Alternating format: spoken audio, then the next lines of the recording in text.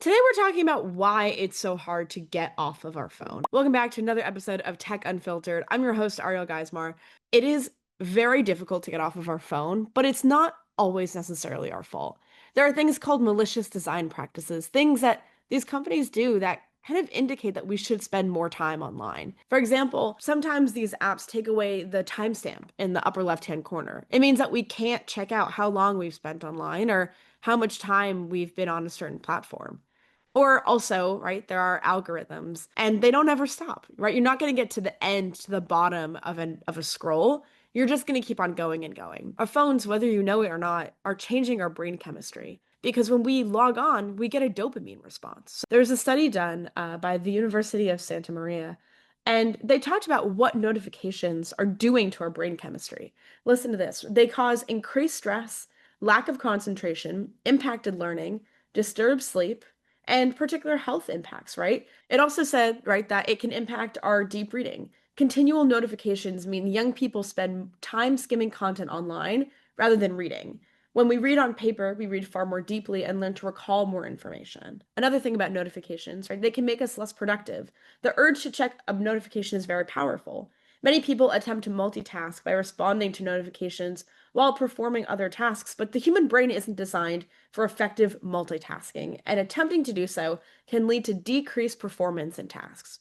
Basically, when we're spending half of our time looking at our phone and anticipating a notification and checking it, our brains are having a really difficult time doing whatever else we're doing. We should also talk about advertisements, right? Ads online make us more addicted because the more time we spend online, the more that the algorithms get to know us, the more that we're being served ads of things that we're more likely to buy, which basically just makes companies money, but doesn't always necessarily help us. There was actually something in the news about this. A Meta whistleblower, the former director of global public policy, actually just released a book talking about how one of these companies targets young people for ads based on their emotional state. This individual admitted that Meta, which was then known as Facebook, had targeted 13 to 17-year-olds with ads when they were feeling down or depressed. Which means that when you're online and when you see some of this content and you feel really bad about yourself, it's actually part of a much larger feedback loop, right? It's part of something that's serving you ads, not based on what you should be seeing, but based on what it thinks is going to make the platform more money and what's going to make you buy something. That's pretty messed up. I want to talk a little bit about third spaces because I think that this is really interesting. I feel like social media has kind of become a de facto third space in our life. And if you're not sure what I mean by third space, it's basically this idea, right, that we can go places that aren't our home or work in society and be in community with one another. Think, a coffee shop or a community center. These, third places, not home, not work, but a third thing we can go to and spend time with each other, be in community, check things out, go to movies, whatever. And I think that social media has kind of become that third space in our society. And I'm not exactly sure that that's a good thing. And I think the problem with notifications is that it makes us feel like we're about to miss out on that third space, right? It gives us this FOMO that we're about to miss out on a community happening or, something, a chance to connect with one of our friends. And sometimes our phones do give us an information, right? It does say, hey, here's an opportunity to, hang out with your friends because your friends are texting you or calling you, or, someone posts something online of where and when to be. But there's also value in having those conversations one-on-one.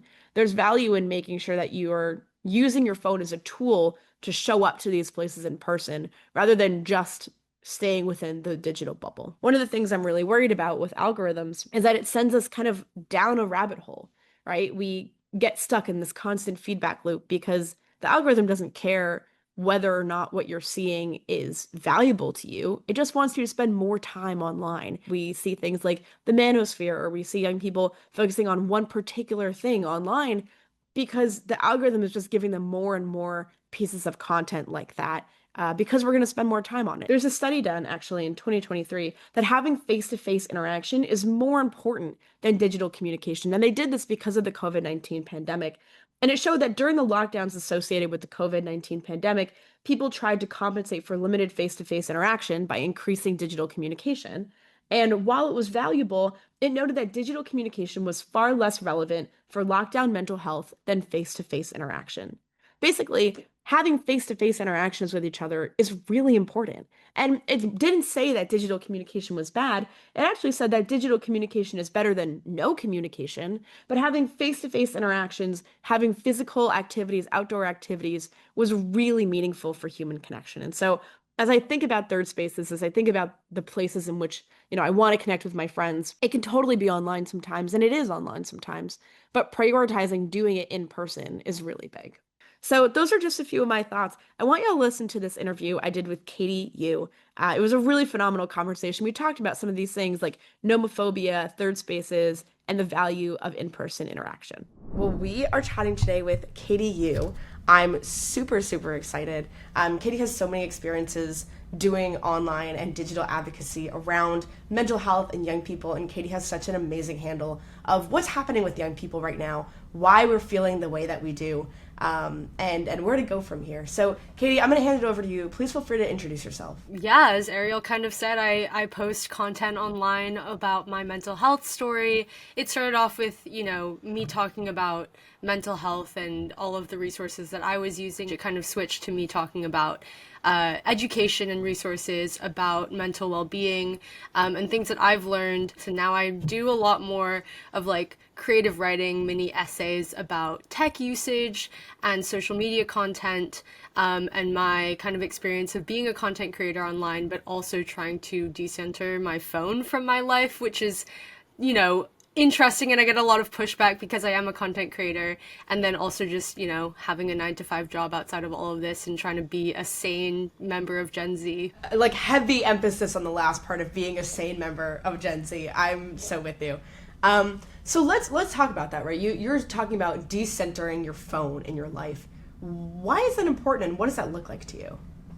Well, I had 8 hours of screen time a day, which is very normal for, people my age. And I think around the time of the TikTok ban unban, that we saw where, we're all like, oh, RIP TikTok, and then it came back within the hour, basically. I decided from that point on, like, I needed to stop using like short form content as a crutch because I just needed to be more back in my mind and like be able to sit with my own thoughts with different strategies of coping and like weaning off of that dopamine hits that I would get from short form content. And so I deleted TikTok, and I then moved on to YouTube Shorts, LinkedIn Shorts, which I get flamed about a lot, but I'm like, guys, it's realistic. So I had to delete YouTube, LinkedIn Shorts. I mean, you can only scroll that for like 5 minutes without feeling completely awful. So that's not really a thing. But I checked my emails, and that was like a crutch. And the thing was like, I would open up my phone and I would just look for a crutch. And I was like, I just want my phone to be back into being a tool for me to create and share my life, and not this like black hole that I kind of get sucked into. And so I started posting about my journey about that kind of in the end of January about how I was doing it, and people found it quite interesting because I've been a content creator for about 5 years now, and that's a big part of like who I am and like what I do day to day. And so to hear that someone like me who creates content for a living can also decenter content and like decenter that short form scroll from my life and actually live a very valuable and full life outside of being online, people I think are really inspired by that. For me, I know sometimes like if I'm like stressed out about something or I'm like upset about a situation, one of the first things I'll do is I'll open my phone because I'm like, okay, I want a distraction from whatever's going on. And that's kind of the way that I use it as a crutch. One of the things I'm trying to do is like, instead of reaching for my phone in those moments, start journaling instead. But I'm curious to hear, right? Like you mentioned using your phone as a crutch. Like what are you using it as a crutch for, and how does it become a crutch in your life, right? Like is it similar where you're, also kind of trying to distract? Are you looking for information? How does that look like for you?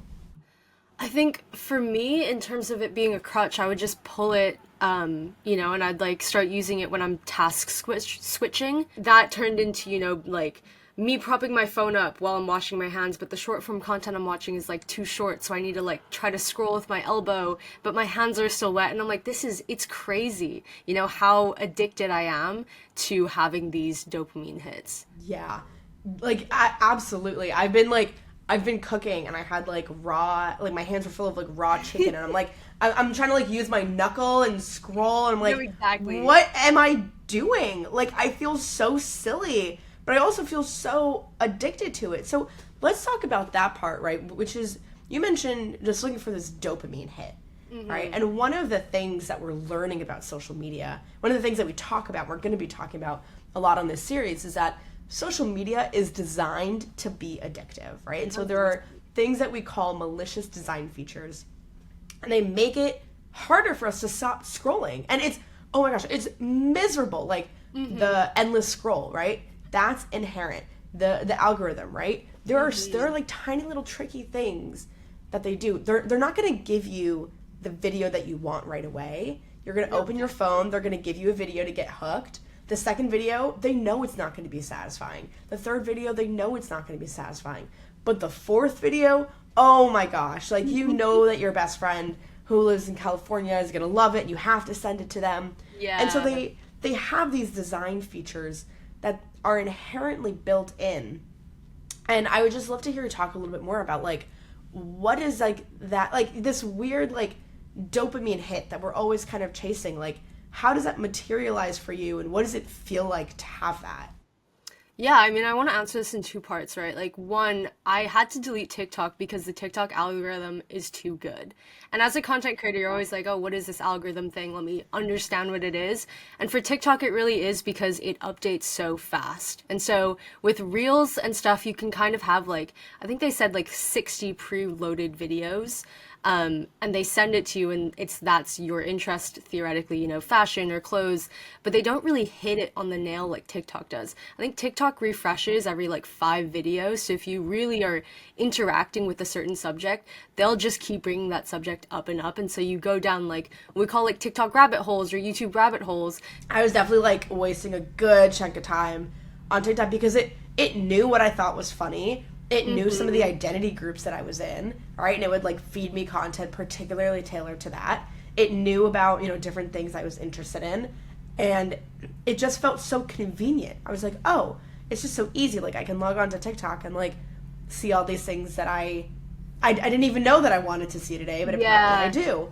And I think one of the things that we have been noticing in our work around responsible technology is that some young people, particularly on the younger end of Gen Z, they receive some of this content and they go down these rabbit holes in the internet that's like not appropriate for young people, right? Like think like diet culture, right? And like exercise videos. You can start to see them, and that's what happened to me when I was younger. I would start to see them and I didn't understand them, so I'd watch them more and more, and I would get more and more. So you're 100% right about kind of these rabbit holes that they go down, and kind of the whole purpose of all of this is to keep us on the app. It's part of the larger attention economy. And when we say attention economy, what we mean by that is this economy that's been built on our attention, right? Like, it's not just about buying a product anymore. It's about knowing that the product exists because you've seen 3 videos in a row about it.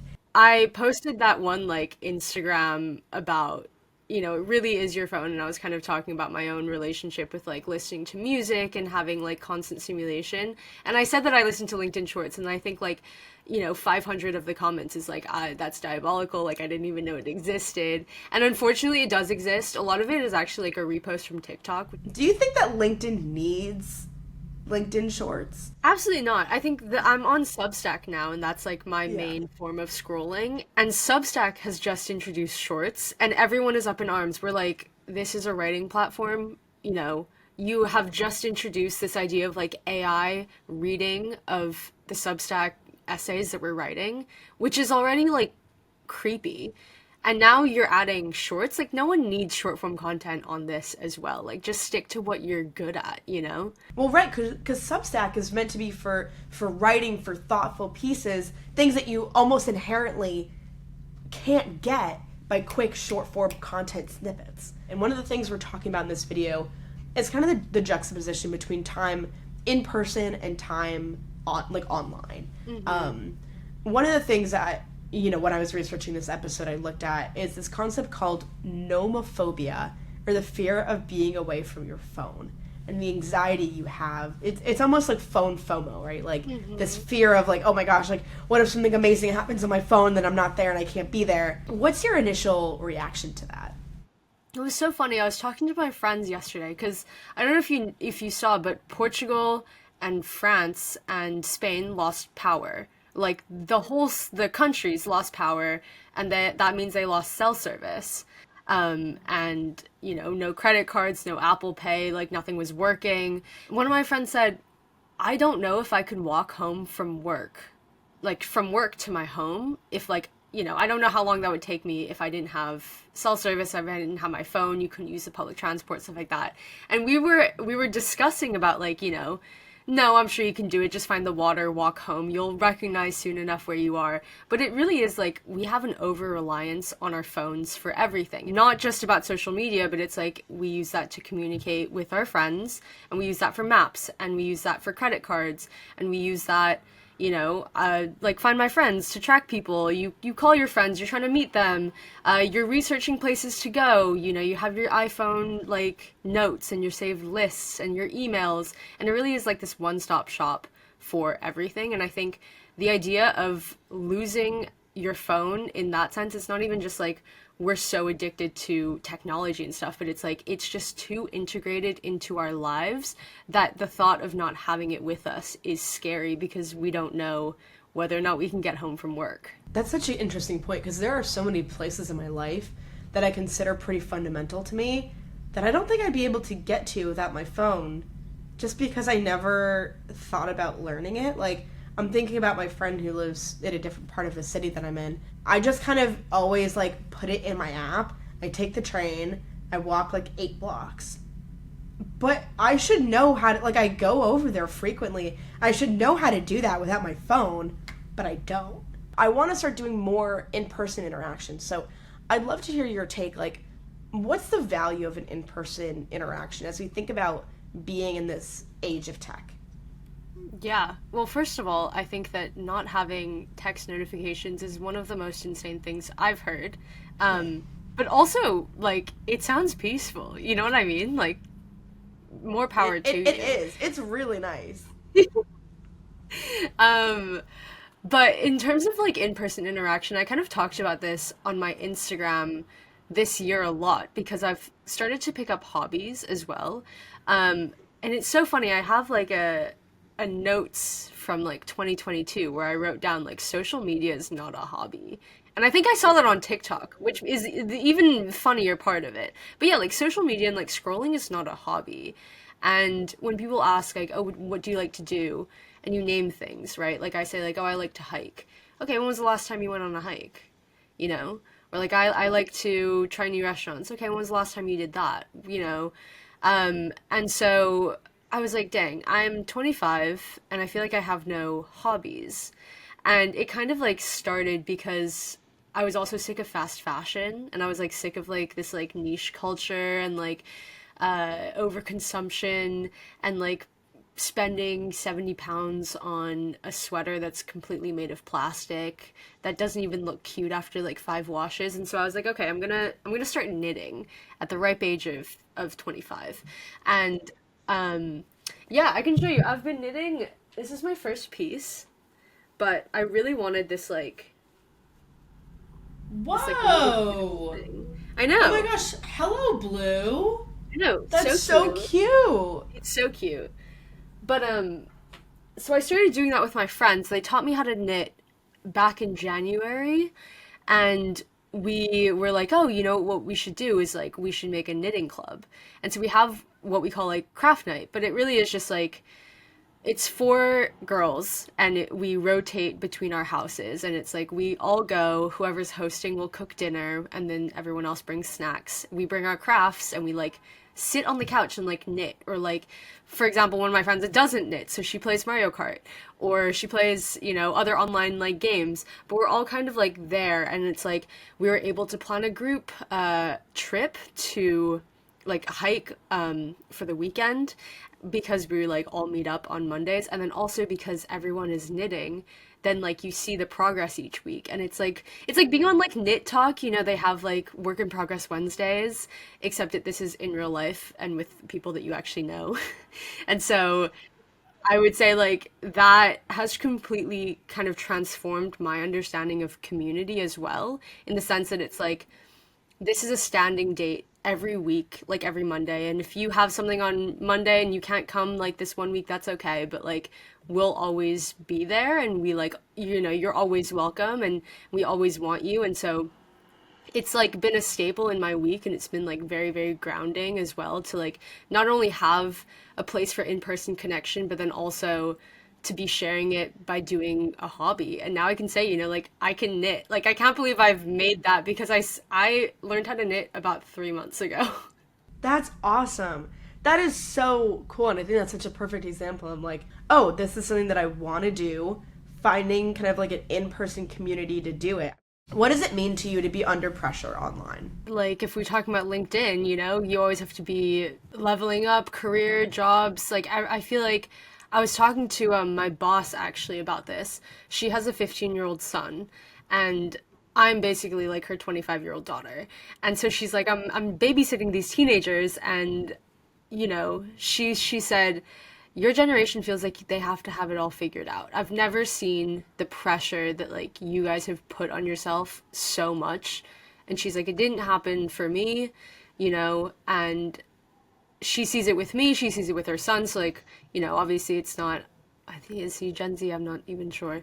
But she was like, you guys just don't try to figure it out. Like you feel like you have to know everything before anything ever happens. Like you take one step, but you have to know the next five. You have to plan it all out. Um, and so being under pressure online, it feels like what your second grade best friend's boyfriend is doing, right? It's like we've never had so much access to information. And so this pressure to be perfect, or this pressure to have this persona, even if you aren't, a content creator, like just on your personal Instagram, you have to look hot, you have to be traveling, you have to have this perfect friend group. Like other generations never had this pressure because they never had access to information like we did. And like now on LinkedIn, you can see everyone's resume. You can see exactly what people got. You can see their GPA from high school, even though you've been out of high school for 8 years. Like it's it's actually insane when you think about it. And so like that's what I think about when I think about being under pressure online. Absolutely. I mean, you said it so well. We see each other so much more like vulnerably and consistently than any other generation has before. Like you're right. Like that's pressure to like know people, and sometimes I'm like, why am I even following you? Like I don't. We're not in each other's lives. Then there are people that'll come up on my story feed. I'm like, wait, how do I know you again? Yeah, Oh, you're like exactly. that person's friend, or like, oh my god, you're like the random girl that I like met in the bathroom that one time, but I would never Yeah. unfollow her. Like, she's like the best. But like, you're like, they're just random people that we accumulate. I think we covered most of this, but if there's anything you want to add of like, what are you noticing online as it relates to young people, mental health, and tech? What a big question. I feel like I'm seeing so much. And that's because I'm reading a lot of Substack as well, which is like such a great place to be. If you're not on Substack, you should get on it. But with young people, I feel like hopefully, maybe it's just as my friends, but we're kind of ditching like algorithm based things. Like I rarely hear about my friends being on TikTok anymore because most of my friends aren't. And we send each other Instagram reels, but not, to the extent that I feel like we were in COVID, because like that isn't just the primary way that we're connecting. And the Instagram influencers that I've been following and like been mutuals with, like I feel like people are kind of slowly starting to fade out. And for me especially, I'm decentering celebrities and influencers and stuff because I'm like, why do I care? Why should I care about someone else's life like that? And it's been quite peaceful actually.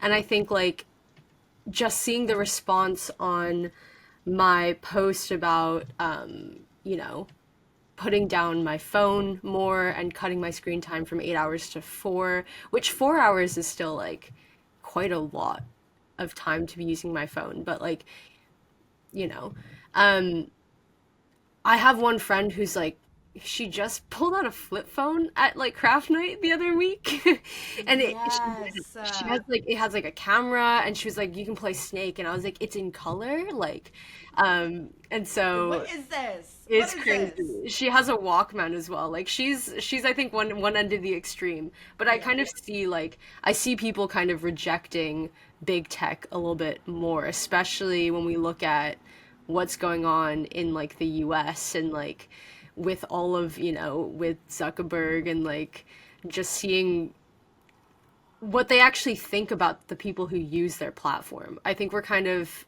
as a collective, I hope that we're waking up and being like, you know what? I'm done with this.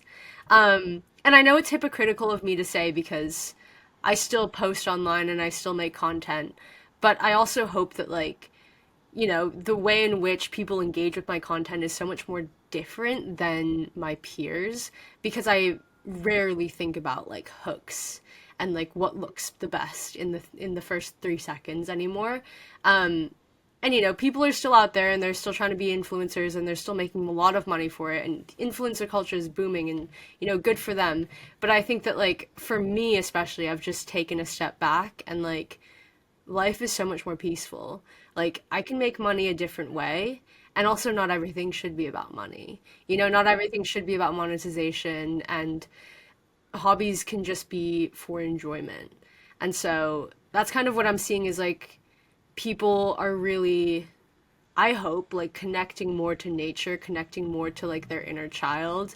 And maybe it's like because my prefrontal cortex has developed, and that's like what I want to do now, where I'm like, you know what, you're talking about the attention economy. I'm like, I don't want to be spending 8 hours a day scrolling and looking at strangers' lives on the internet. It's not really bettering my life. I mean, yeah, like that dog post was funny, but that was like 200 videos ago, and I'm still lying in my bed, like watching this thing. And so, as I'm becoming more conscious of like my health and my time, and like, how time is like, not like how time is limited because that sounds crazy and I'm 25, but like when you think about like the chapters in your life, like I'm gonna be moving out of London soon, and I'm like, dang, like my time in this city is limited. I should go and make the most of it instead of being in my bed scrolling on my phone. Like there is a time and place for that type of rest, but is like that's not really rest either, you know? So I hope that there is some sort of collective shift, and I've kind of seen it, and maybe I'm biased because that's what I post about, and so that's the type of people who are engaging that content. It's like this little circle, but that's what I hope is going on. You said like a bajillion things that we don't even have time to like. I'm just like, yep, yeah. I mean, like plus one, like being on my phone doesn't actually feel like rest. It just feels like a distraction. Yeah. But a huge plus one, right, to like everything that's happening around big tech, right? Like Zuckerberg, the people who are creating these platforms don't always have our best interests in mind. It feels like, right? Like we're people who are trying to thrive, and a report came out from Facebook, right, about kind of what young people bring in terms of money, and they did a lifetime valuation of young people at $270, right? Like that's how much money they can bring us, and Yeah. part of what our advocacy is about is like we're worth a lot more than Absolutely. $270. Um, I think absolutely. like So the average person probably spends $270 on TikTok Shop yeah, a week, right. let's say. Like I wouldn't even it's be surprised. You know what I mean? Like, yeah, yeah. I mean, yeah. Especially young people, parents are like, "What are you doing with my credit card?" And they're like, "I don't know, but we have a bouncy castle coming."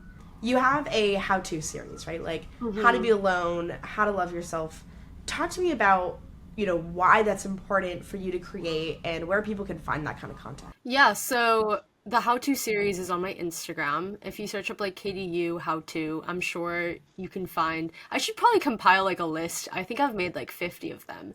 But that was mainly to make, emotional intelligence more easily accessible and then also easily digestible.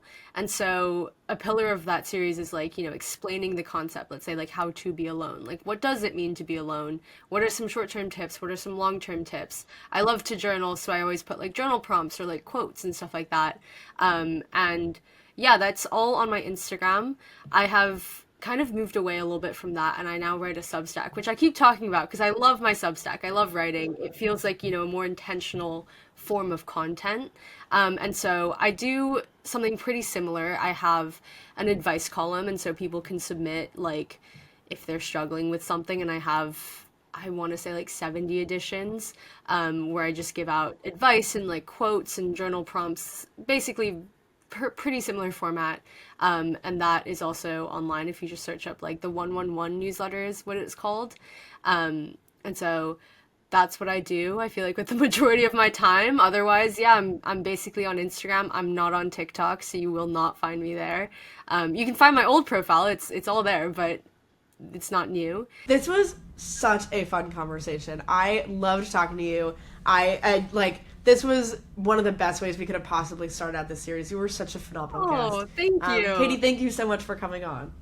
Thank you so much for having me. All right, y'all, that's all. Thank you so much for listening and tuning in to Tech Unfiltered.